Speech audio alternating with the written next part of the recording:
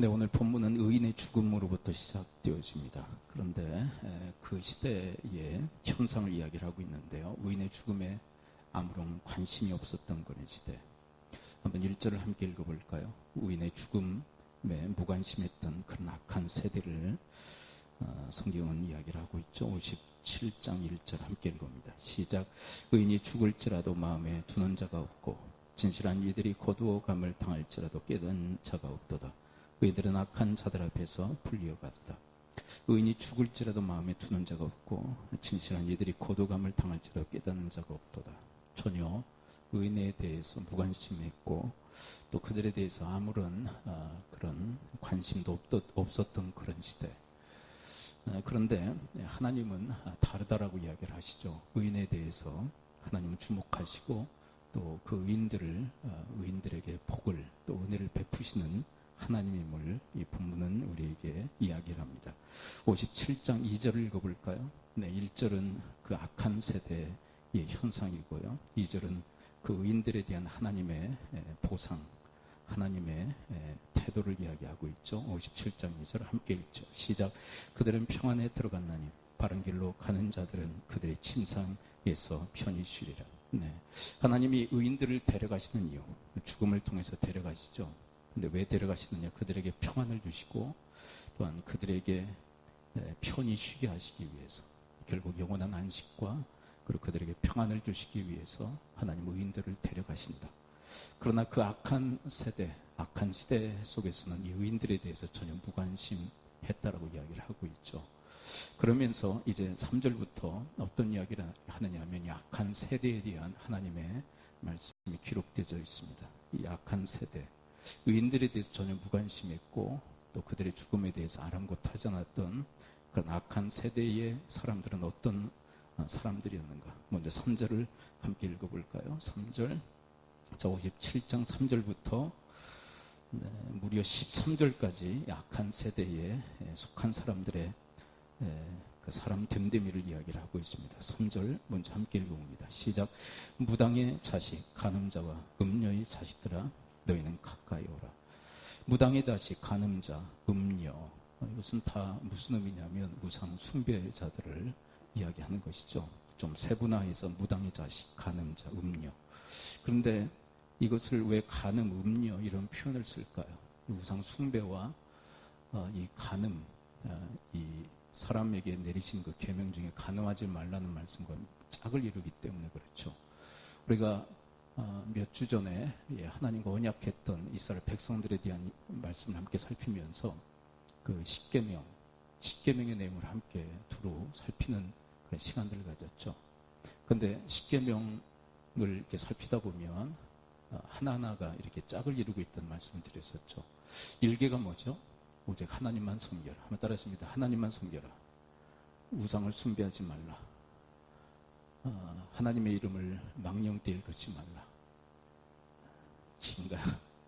안식일을 거룩히 지켜라. 내 부모를 공경하라. 근데 이제 이것과 짝을 이루는 게 있다는 말씀 드렸죠. 네. 자, 1계명과 6계명의 짝을 이루죠. 자, 오직 하나님만 섬겨라. 살인하지 말라는 것과 짝을 이루죠. 하나님을 섬기는 자가 어떻게 살인해요? 근데 하나님 섬기지 않으면 인권에 대해서 무시하고요. 또 살인까지도 서슴없이 저지르게 되죠. 자, 그런데 2계명이 뭐죠? 우상을 섬기지 말라. 근데 이 우상을 섬기지 말라는 말씀과 무엇이 짝을 이루죠? 간음하지 말라는 것과 짝을 이루죠. 결국 우상을 섬기는 것은 무슨 의미라는 것이에요? 영적 간음이다. 한번 따라했습니다. 우상 섬기는 것은 영적 간음이다. 그래서 지금 우상 숭배자들에 대해서 이렇게 얘기하는 거예요. 간음자, 음녀, 이렇게 얘기하고 있는 것이에요. 자, 이런 우상 숭배자들에 대한 이야기 계속 따라가 볼까요? 4절을 읽습니다. 4절. 네. 그런 관점에서 이 본문을 읽어볼 필요가 있어. 그래야 이해가 빠릅니다. 자, 57장 4절. 자, 이런 우상 숭배자들이 또 어떤 태도를 짓는가? 4절 시작. 너희가 누구를 희롱하느냐? 누구를 향하여 입을 크게 벌리며 혀를 내미느냐? 너희의 폐역의 자식 거짓의 후손이 아니냐? 네. 희롱하고 또 혀를 내밀고. 혀 내미는 거 왜 혀 내밉니까? 조롱하기 위해서.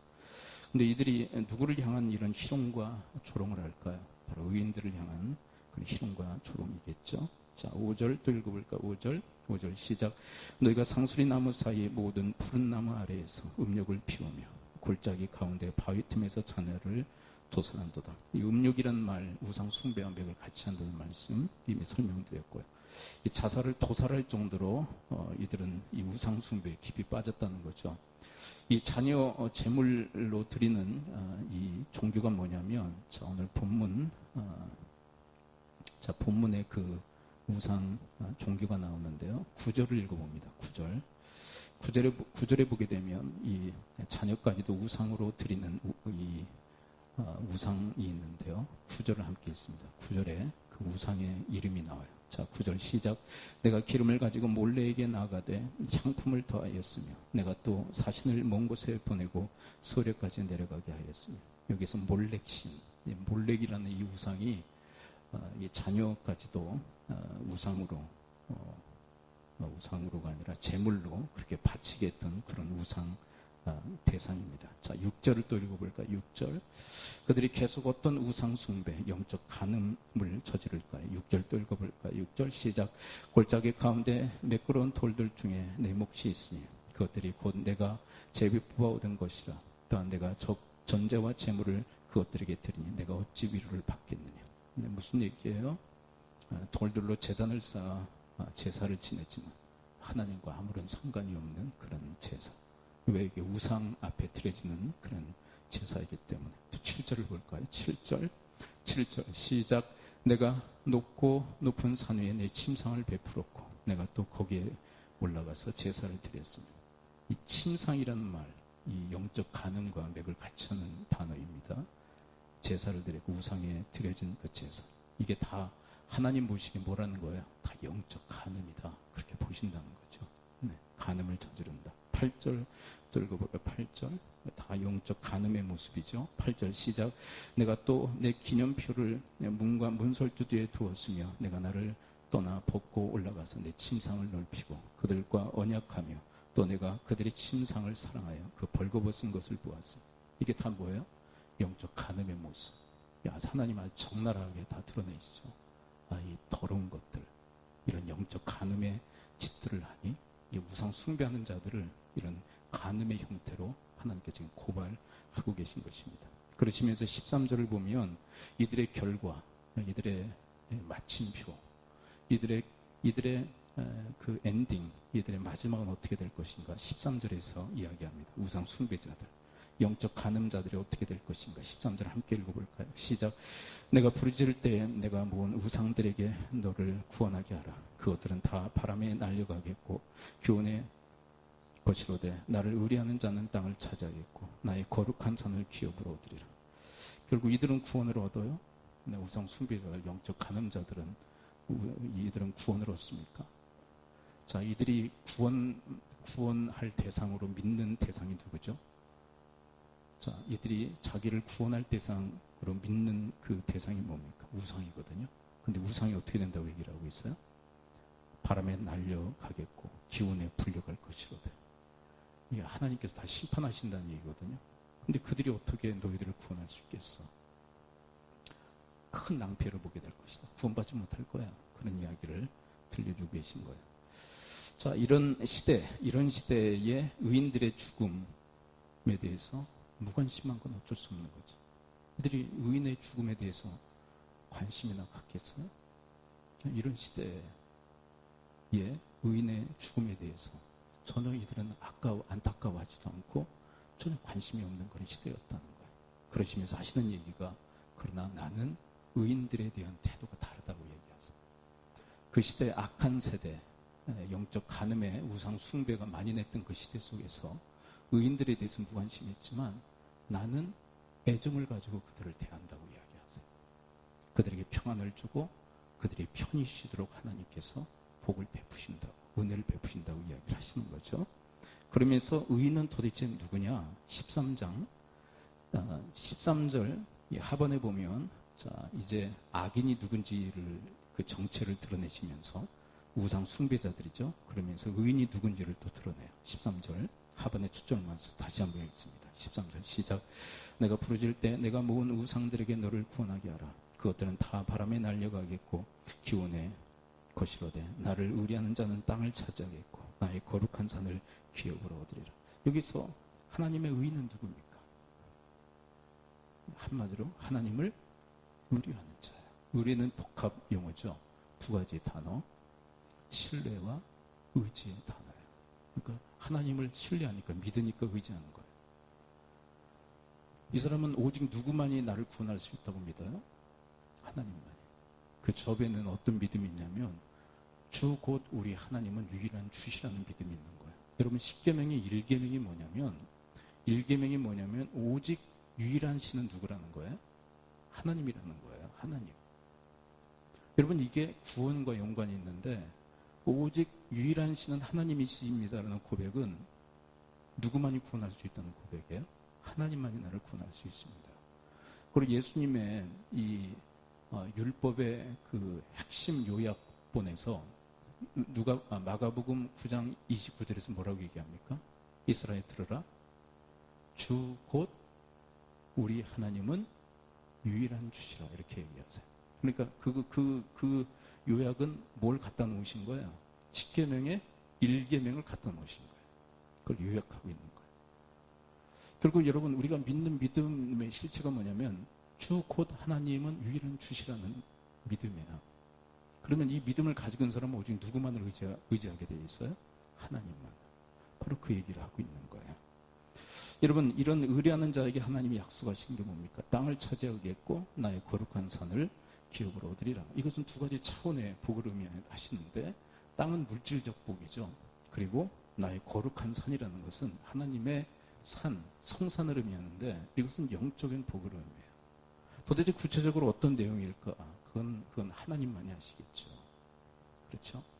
여러분, 이 땅의 이 복과 또한 영적인 복을 하나님을 의뢰하는, 오직 하나님만이 유일한 하나님임을, 주이심을 믿고 그분만을 의지하는 자에게 하나님은 이 땅에 속한 복과 또한 영에 속한 이 복을 함께 주시겠다고 약속하고 계세요. 14절을 또 읽어볼까요? 14절. 이 의인에게 하나님께서 또한 애정을 가지시고 쏟으시는 은혜와 복이 뭡니까? 14절 함께 읽습니다. 14절 시작. 그가 말하기를 돋구어 길을 수축하여 내 백성의 길에서 거치는 것을 제하여 버리라 하리라. 여러분, 하나님의 그 백성이 가는 그 길을 어떻게 하신다는 거예요? 돋구어 길을 수축하여 내 백성의 길에서 거치는 것을 제하여 버리라. 무슨 얘기냐면 산이 있다면 깎아버리고 깊은 골짜기가 있다면 메꾸어서 하나님의 대로를 그 앞에 펼쳐주시겠다는 이야기예요. 의인들에게. 여러분, 이 시대 어떤 시대인 줄 여러분 아시죠? 악한 세대예요.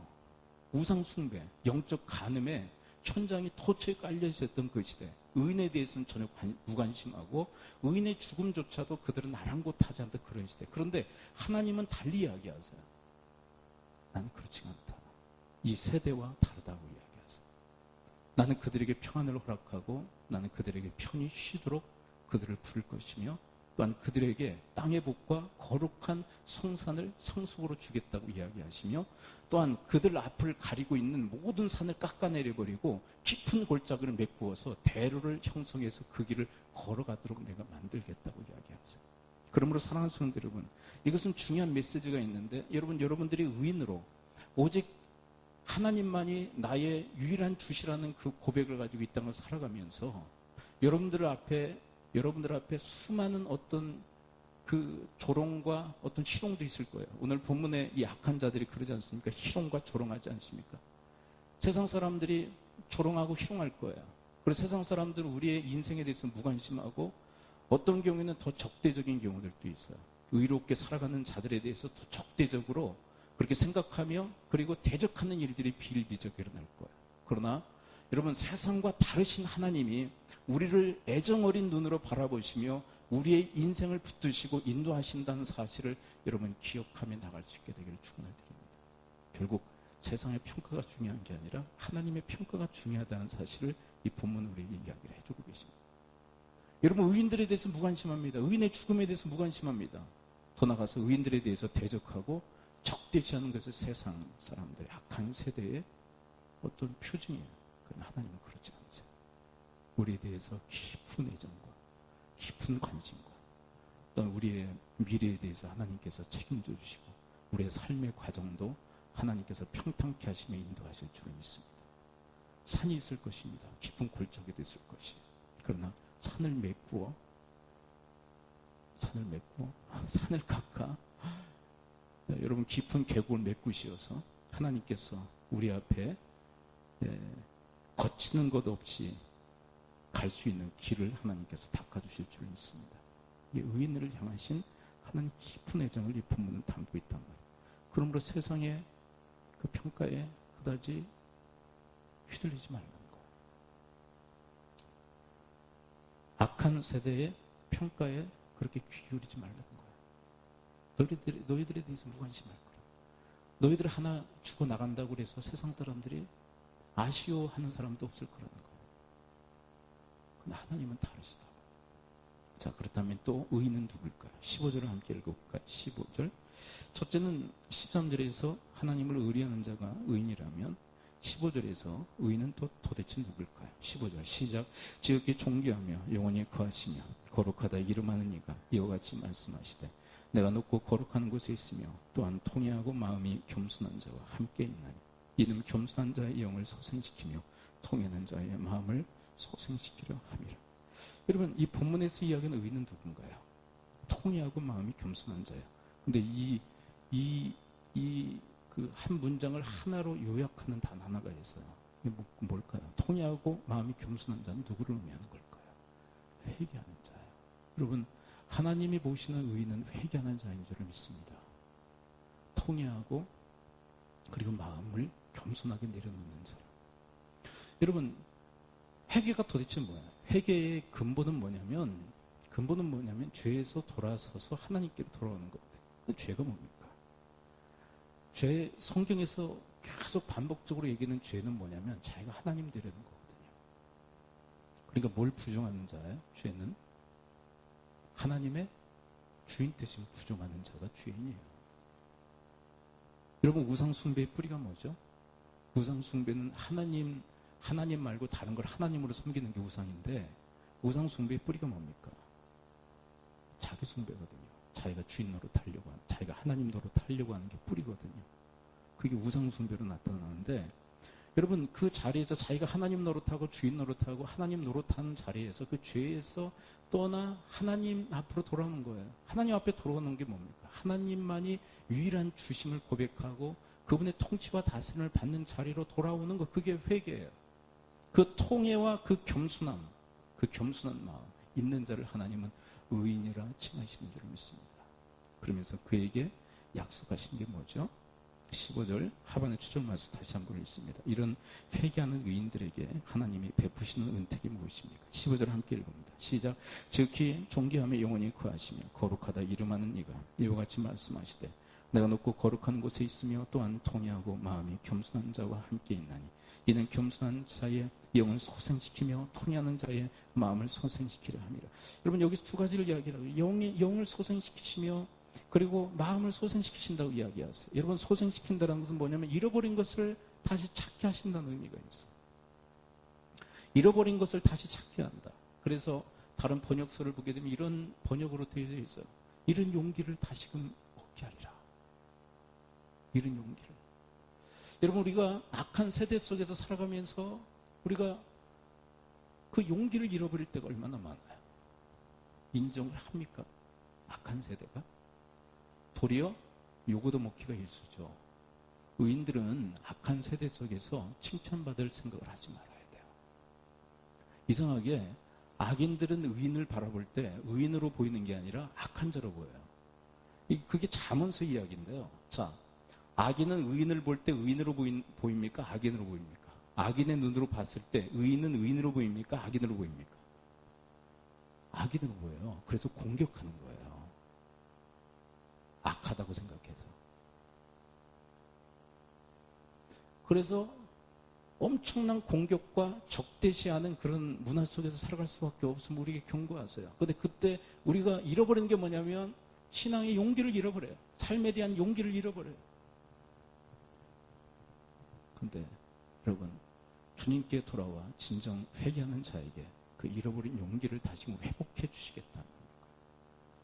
여러분, 세상을 살면서 우리가 소망을 잃어버릴 때가 있어요. 절망할 때가 있어요. 낙심하고 낙담해서 우리의 마음속에 소망을 잃어버릴 때가 있어요. 그러나 하나님께서 그렇게 회개하면 하나님께서 그 잃어버린 그 소망을, 그 절망 속에서 우리를 건져내셔서 다시금 소망을 회복시켜 주시는 줄 믿습니다. 우리가 이 땅을 살면서 사랑을 잃어버릴 때가 있어요. 왜냐하면 사랑하려고 하다 보면 너무나도 수많은 상처와 아픔을 경험하기 때문에 그래요. 사랑은 늘 따라다니는 게 있는데 그것이 바로 상처라는 것이 항상 따라다녀요. 그래서 사랑하고 싶은 그 마음조차도 다 잃어버릴 때가 있어요. 그러나 여러분, 우리가 회개하며 하나님께서 우리와 함께 하시며 그 잃어버린 사랑도 회복하도록 만들어 주시는 줄 믿습니다. 이 영혼의 소생이라는 것은 바로 그런 의미예요.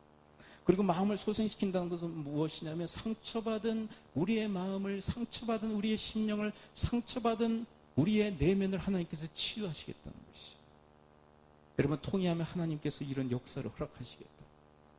그러므로 악한 세대 속에서 낭망치 말라고. 악한 세대 속에서 너희들에 대해서 무관심하고 너희들이 하나 죽어나간다고 아무런 관심도 기울이지 않고 아랑곳도 하지 않는 그런 세상 속에서 너희들은 휘둘리며 살지 말고 오직 하나님께서 기뻐하시는, 하나님의 애정을 가지시고 돌보시는 그런 의인으로 살아갈 것을 하나님은 우리에게 당부하고 계신 것이. 자, 그런데 이런 회개의 기회를 주심에도 불구하고 16절은 이제 회개의 기회인데요, 여전히 회개하지 않는 심령들이 있어요. 그 다음 16절 이하가 바로 그 회개하지 않는 자들에 대한 이야기죠. 16절 함께 읽어볼까요? 회개의 기회를 주신다는 이야기예요. 16절 시작. 내가 영원히 다투지 아니하면 내가 끊임없이 노하지 아니할 것은 내가 지은 그의 영과 혼이 내 앞에서 피곤할까 하니라. 그러니까 내가 너희들과 끝까지 다투지 않고 끝까지 내가 노하지 않기로 난다. 뭐야? 너희들이 회개하면 내가 너희들과 다투지 않고 노하지 않게 된다는 거예요. 나는 그러고 싶다는 거예요. 난 너희들과 다투고 내가 너희들에게 밤낮 노하고 싶지 않다는 거예요. 제발 회개하라는 거예요. 회개해라. 근데 그 당시 악한 세대가 어떻게 합니까? 17절 함께 읽어볼까요? 17절 그 시대의 사람들. 17절 시작. 그의 탐심의 죄악으로 말미암아 내가 노하여 그를 쳤으며 또 내 얼굴을 가리고 노하였으나 그가 아직도 패역하여 자기 마음의 길로 걸어가도다. 그러나 그들은 돌이키잖아요. 패역하여 자기 마음의 길로. 왜 마음의 길로 걸어요? 자기가 하나님이니까, 자기가 주인이니까, 자기가 왕이니까. 그 죄의 그 상태에서 여전히 자기 마음대로 인생길을 걸어가요. 18절 읽어볼까요? 18절, 19절. 하나님의 회개의 촉구와 회개시키시는 하나님의 의도. 자, 18절, 19절 계속 하나님의 그 마음, 너희들 회개하기를 원한다, 회개하기를 바란다, 그 마음을 드러내십니다. 18절, 19절 함께 읽습니다. 시작. 내가 그의 길을 보았은즉 그를 고쳐줄 것이라. 그를 인도하여 그와 그를 슬퍼하는 자들에게 위로를 다시 얻게 하리라. 입술의 열매를 창조하는 자 여호와가 말하노라. 먼데 있는 자에게든지 가까운 데 있는 자에게든지 평강이 있을지다 내가 그를 고치리라 하셨느니. 여러분, 돌아오면 내가 너희들 고쳐주리라, 위로하리라. 그래서 평강 위에 평강을 허락하리라. 이 하나님의 마음, 회개. 그러나 20절 보세요. 20절. 그러나 악한 세대의 그 악인들은 돌아서지 않아. 20절 함께 했습니다. 시작. 그러나 악인은 평온함을 얻지 못하고 그 물이 진흙과 더우른 곳을 늘 솟구쳐내는 요동하는 바다와 같으니라. 그건 뭐예요? 구정물과 같다. 구정물과 같다. 구정물이 일어나는 큰 바다와 같다. 단순히 통에 있는 구정물과 같은 게 아니라 큰 바다를 휘몰아치는 구정물과 같은 이 존재들아. 무슨 얘기야? 이 더러운 것들아. 이 더러운 것들아. 그러면서 21절. 회개를 기대하시고 돌이키면 내가 너희들 고치고 위로하겠다. 내가 끝까지 너희들과 다투고 싶지 않아.